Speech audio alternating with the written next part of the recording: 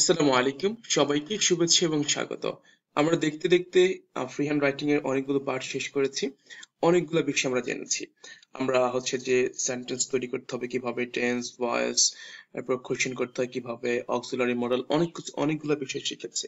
তো আমাদের action verb শিখেছি, আমাদের ভার্ব নিয়ে অনেকটুকুই জানা হয়েছে।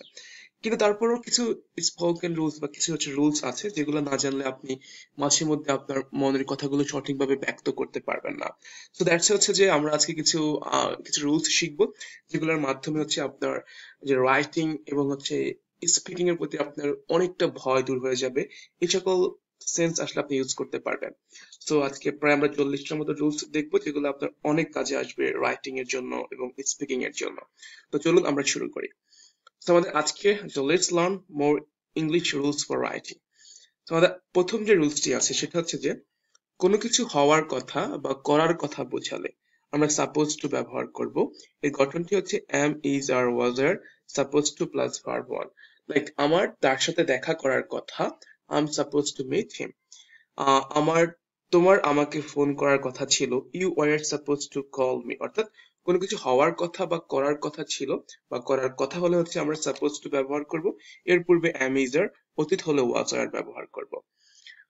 কিন্তু কোন একটা কাজ আপনি এখনো করেননি, একটা হচ্ছে করার কথা কিন্তু আপনি এখনো করেননি, তো এখনো করেননি হলে হচ্ছে আমরা yet to ব্যবহার করব। লাইক তখন আমাদের গঠনটা হবে am is are yet to plus verb one। আমার এখনো কাজটি শেষ হয়নি, I'm yet to do the work। আমি এখনো বিয়ে করিনি, I'm yet to get married। অর্থাৎ কোনো কাজ এখনো করা হয়নি বোঝালে হচ্ছে আমরা yet to ব্যবহার করব। এরপর দেখেন আমরা জানি want মানে চাওয়া। সো দেখেন যদি আপনি কিছু হতে চান, আপনি ডক্টর, ব্যাংকার হতে চান, আমরা want to be ব্যবহার করব। কি বলেন তো? want to be। তাহলে কি হচ্ছে এখানে হবে, আমি ডক্টর হতে চাই, I want to be a doctor। Say BCS cadre হতে চায়, he wants to be a BCS cadre. একটা হচ্ছে কোনো কিছু হতে চাওয়া, আর যদি আপনি কোনো একটা কাজ করতে চান, মানুষকে সাহায্য করতে চান, একটা হচ্ছে হতে চান, একটা করতে চান।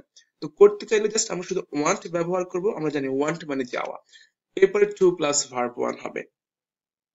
তাহলে কি হচ্ছে, আমি খেলতে চাই, I want to play. Say Canada যেতে চায়, sorry, she wants to go to Canada. এখন দেখেন আমরা হচ্ছে এই যে শুধু ওয়ান্ট ব্যবহার না করে আমরা এটাকে আধুনিক ভাবে ব্যবহার করতে পারি, আধুনিক ফর্মে উড লাইক। সো ওয়ান্টের আধুনিক ফর্মটা হচ্ছে উড লাইক। আপনি বলতে পারেন I would like to be a teacher, I would like to help poor people. আপনি এটা ইউজ করতে পারেন। এরপর আমরা জানি উচিত অর্থে শুড ব্যবহার করা হয়, এটা একটা মডেল ভার্ব, এরপরে ভার্ব ওয়ান হবে। লাইক তোমার সময়টি উপভোগ করা উচিত, you should enjoy your time. আমাদের ভদ্র হওয়া উচিত, উই শুড বি পোলাইট। এরপর উচিত ছিল হলে কি হয়ে যাবে, শুড হ্যাভ, এরপরে ভার্ব থ্রি হয়ে যাবে। উচিত ছিল, তোমার কাজটি করা উচিত ছিল, you should have done the work. তোমার ওখানে যাওয়া উচিত ছিল, you should have gone there. উচিত ছিল হচ্ছে শুড হ্যাভ হয়ে যাবে। খুড যদি পারতাম বা পারতো, অতীত সামর্থ্য হলে আমরা খুদ ব্যবহার করব। আমি হাঁটতে পারতাম, আই কুড ওয়াক। আমি যেতে পারতাম, আই কুড গো। আর পারি বুঝালে আমরা এটা জানি, ক্যান, আমি যেতে পারি, আই ক্যান গো। আমি হাঁটতে পারি, আই ক্যান ওয়াক। এরপর দেখেন যদি ভবিষ্যতে সামর্থ্য বোঝায়, অর্থাৎ করতে পারবো, এই পারবো শব্দটা আসলে আমরা উইল বি এইবল টু ব্যবহার করব। কি বলেন তো? উইল বি এইবল টু ব্যবহার করব। আমি একা যেতে পারবো, I will be able to go alone. সে আসতে পারবে, he will be able to come. তো পারবে হলে হচ্ছে আমরা উইল বি এইবল টু ব্যবহার করব। আর পারছি হলে এটা চলমান বোঝায়, বিং এইবল টু।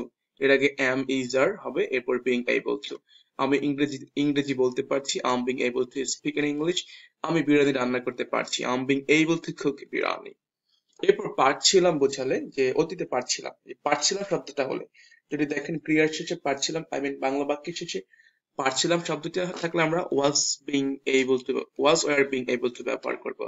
আমি ভাত রান্না করতে পারছিলাম, I was being able to cook rice. আমি ইংরেজি শেখাতে পারছিলাম, I was being able to teach English. এরপর পেরেছি বোঝালে আপনি কাজটা করতে পেরেছেন, এটা হচ্ছে আপনার পারফেক্টিভ বোঝায়। Have has been able to কি হবে, have has been able to plus verb one.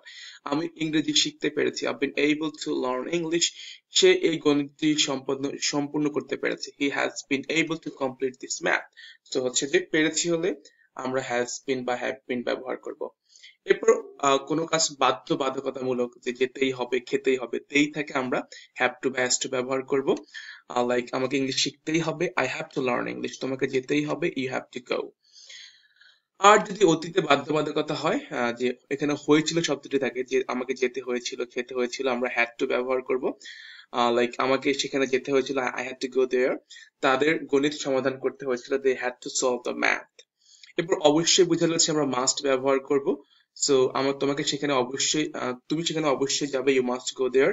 আমাকে অবশ্যই আদেশ মেনে চলতে হবে, I must follow the order. তো অবশ্যই বুঝলে আমরা মাস্ট ব্যবহার করবো। আর কোনো কিছু করার জন্য অধীর আগ্রহী হয়ে আছি, লুকিং ফরওয়ার্ড টু হবে, am is are was are, looking forward two এখানে ভার্ব প্লাস আইএনজি হবে। আমি তোমার সাথে দেখা করার জন্য অধীর আগ্রহে অপেক্ষা করছি, I am looking forward to meeting you. আমরা এরপরে আইএনজি ব্যবহার করবো। সো কোনো কিছু করার জন্য মুখিয়ে থাকা হচ্ছে লুকিং ফরওয়ার্ড টু হয়ে যাবে। কোনো কিছু করা প্রয়োজন বুঝালে নিড টু হবে, এরপরে ভার্ব ওয়ান হয়ে যাবে। আমার ভাত রান্না করা প্রয়োজন বা দরকার একই জিনিস, I need to cook rice. আর কোনো কিছু করার পরিকল্পনা করছেন এমনটা হলে হচ্ছে আমরা প্ল্যানিং টু ব্যবহার করব। লাইক আমি একটি গাড়ি কেনার পরিকল্পনা করছি, I am planning to buy a car. আমি সেখানে যাওয়ার পরিকল্পনা করছি, I am planning to go there. এরপর কোনো কিছু করার সিদ্ধান্ত নেওয়া হয়েছে, সিদ্ধান্ত নেওয়া হয়েছে এমনটা বোঝানো হচ্ছে আমরা হ্যাভ হ্যাজ ডিসাইডেড টু ব্যবহার করব। লাইক আমি ইংরেজি শেখার সিদ্ধান্ত নিয়েছি, I have decided to learn English. সে গণিত পড়ানোর সিদ্ধান্ত নিয়েছে, he has decided to teach math. এরপর কোনো কিছু করতে যাওয়া বোঝালে তখন আমরা গোয়িং টু ব্যবহার করব, am is or was or going to হবে। সে হচ্ছে যে ইংলিশ শিখতে যাচ্ছে, he is going to learn English. সে পড়তে যাচ্ছে, he is going to read by study. আর কোনো কিছু করার চেষ্টা করছেন, চেষ্টা করলে হচ্ছে আমরা ট্রাইং টু ব্যবহার করব। লাইক সে ছক্কা মারার চেষ্টা করছে, এখানে যেহেতু করছে চলমান বুঝে am is or was or হবে।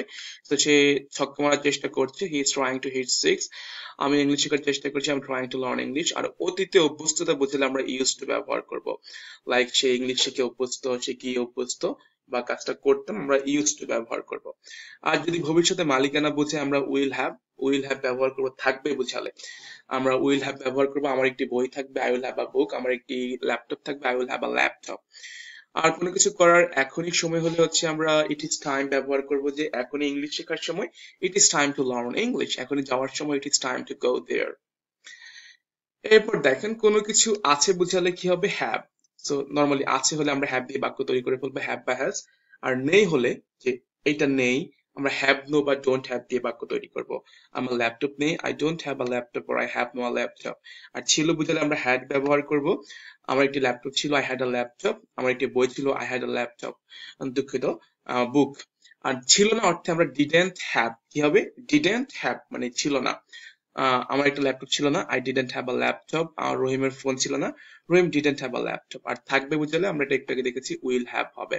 এরপর দেখেন কোথাও কোনো কিছু থাকা বা আছে বুঝালে, কোথাও কোনো কিছু থাকা বা আছে বুঝালে আমরা there is are was were ব্যবহার করব। প্রেজেন্টে ইজ আর, ফার্স্টে ওয়াজ ওয়ার ব্যবহার করব। এখানে একটি গাড়ি আছে, দেয়ার ইজ আ বুক। এখানে 20টি গাড়ি আছে, দেয়ার আর বুক। আর এখানে একটি গাড়ি ছিল, দেয়ার ওয়াজ আ বুক। সরি, দেয়ার ওয়াজ আ কার, সরি, দেয়ার ওয়াজ আ কার হবে।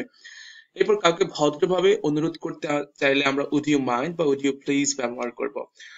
উড ইউ মাইন্ড এর পরে ভার্ব প্লাস আইএনজি হয়ে যাবে, তুমি কি দয়া করে একপাশে সরে যেতে আপত্তি করবে বা সরে যাবে, would you mind moving aside, এটা হবে।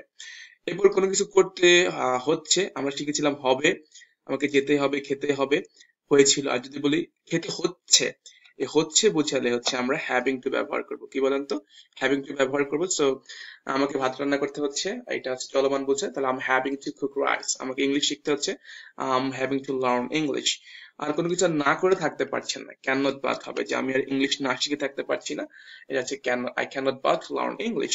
বরং বুঝালে হচ্ছে আমরা হ্যাড বেটার ব্যবহার করব, তুমি বরং ইংলিশ শিখে, you had better learn English.